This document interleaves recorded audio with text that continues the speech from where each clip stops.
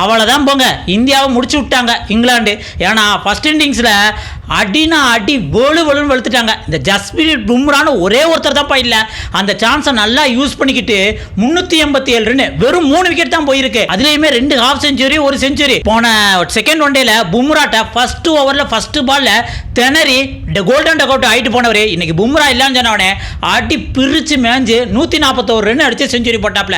அவர் கூட வந்து Bethel last 2 match வந்து சரியா அடிக்கல, ஆனா இதை நான் நல்லா யூட்டிலைஸ் பண்ணிக்குவேன் அப்படின்ட்டு 91 ரன்.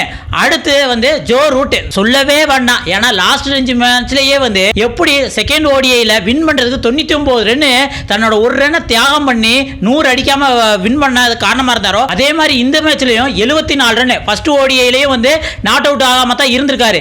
இப்படி இந்தியாவை வச்சு செய்யும் செஞ்சிருக்காரு.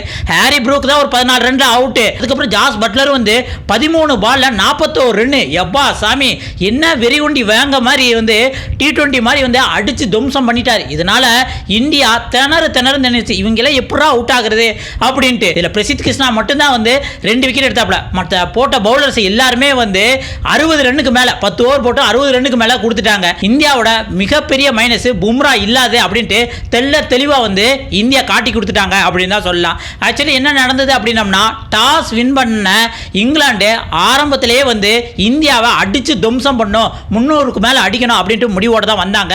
வந்த உடனே டாஸும் வின் பண்ணாங்களா, அது நல்ல சான்ஸை யூஸ் பண்ணிக்கிட்டு அடிக்க ஆரம்பிச்சிட்டாங்க. ஏற்கனவே ஸ்ரேயஸ் ஐயர் T20லேயே 5 டைம் டாஸை வின் பண்ணி இங்கிலாண்டை ஜெயிக்க முடியல. இப்போ டாஸை தோற்று இங்கிலாண்டை ஜெயிக்க முடியல அப்படின்ற மாதிரி தான் சொல்ல முடியும். ஏன் அப்படின்னம்னா, அவங்களுக்கு நல்லாவே தெரிஞ்சிருக்கு இந்த தேர்ட் ஒன் டே வந்து லார்ட்ஸில் வந்து நடக்கிறதுனால. இதுக்கு முன்னாடி அவங்களோட ஸ்டேட்ஸை எடுத்து பார்த்தோம் அப்படின்னம்னா, ஃபர்ஸ்ட் பேட்டிங் பிடிச்சி 300க்கு மேலே அடித்தா கன்ஃபார்மாக வின். லாஸ்ட் 5 மேட்ச்சில் அப்படி தான் வின் பண்ணியிருக்காங்க. அதுக்கப்புறம் ஓப்பனிங் பேட்ஸ்மேன்ஸ் வந்தாங்க. வந்த உடனே பார்ட்னர்ஷிப்பு வெளுத்துட்டாங்க. ஃபர்ஸ்ட் விக்கெட் எப்போ விழுந்தது தெரியுமா? 30வது ஓவரில் தான் ஃபர்ஸ்ட் விக்கெட்டே விழுந்தது. அதுவும் 180 பாலுக்கு 192 ரன் பார்ட்னர்ஷிப்பு. வேற யாரு?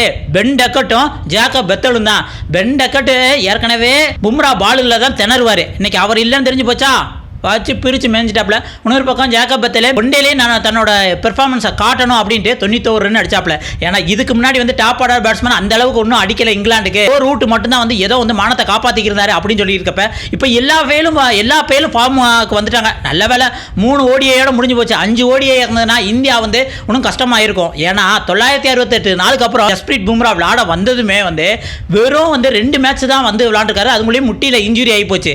அப்போனா அடுத்து 2027 வேர்ல்டுக்கு போறையில ஜஸ்பிரீத் பும்ரா இல்லாத ஒரு இந்தியா இருந்ததுன்னா ரொம்ப கஷ்டம் அப்படின்னு தான் நம்ம சொல்லுவோம். ஏன் அப்படின்னா, இந்த மேட்ச்ல ஓப்பனிங் பார்ட்னர்ஷிப்பை முறியடிக்கவே முடியல மற்ற பவுலர்ஸ்னால, எக்ஸ்பீரியன்ஸ் இல்லாத.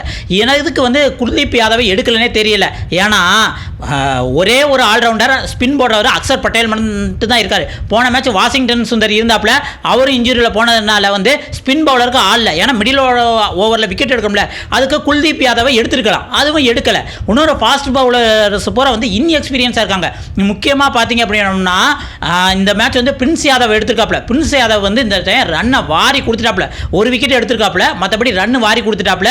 பிரசித் கிருஷ்ணா ஆரம்பத்தில் வந்து ரன்னை கட்டுப்படுத்தினாலும் கடைசி வந்து அவர் ஓவரையும் வெளுத்துட்டாங்க, 2 விக்கெட் எடுத்துட்டாப்ல. அதுக்கப்புறம் குர்னூர் பிரார் ஓவரையும் வெளுத்துட்டாங்க. இன்னொன்று ஹர்ஷதீப் சிங் வந்து கொஞ்சம் ரன்னை கட்டுப்படுத்த தான் முடியுமே தவிர வந்து விக்கெட் எடுக்கிற பவுலர் இல்லை அப்படிங்கிறத வந்து பச்சையை இதில் காமிச்சு கொடுத்துட்டாங்க. அதனால இந்த மேட்ச்சில் ஃபர்ஸ்ட் இன்னிங்ஸில் இந்தியா ரன்னை வாரி எடுத்து கொடுத்து இங்கிலாந்து இதை நல்லா யூஸ் பண்ணி வெறும் 3 விக்கெட்டை இழந்து 50 ஓவருக்கு 387 ரன். நல்ல வேலை ஜாஸ் பட்லர் வந்து இன்னும் 2 பால் இருந்தாருன்னா அவரும் செஞ்சுரி போட்டுருப்பாரு. ஏன்னா 41 ரன். ஆப்போனண்ட் கூட விளையாண்ட பார்ட்னர் வந்து கடைசி ஒரு 3 பால், அதாவது ஜோ ரூட் வந்து 3 பால் பிடிச்சிருந்தாப்ல.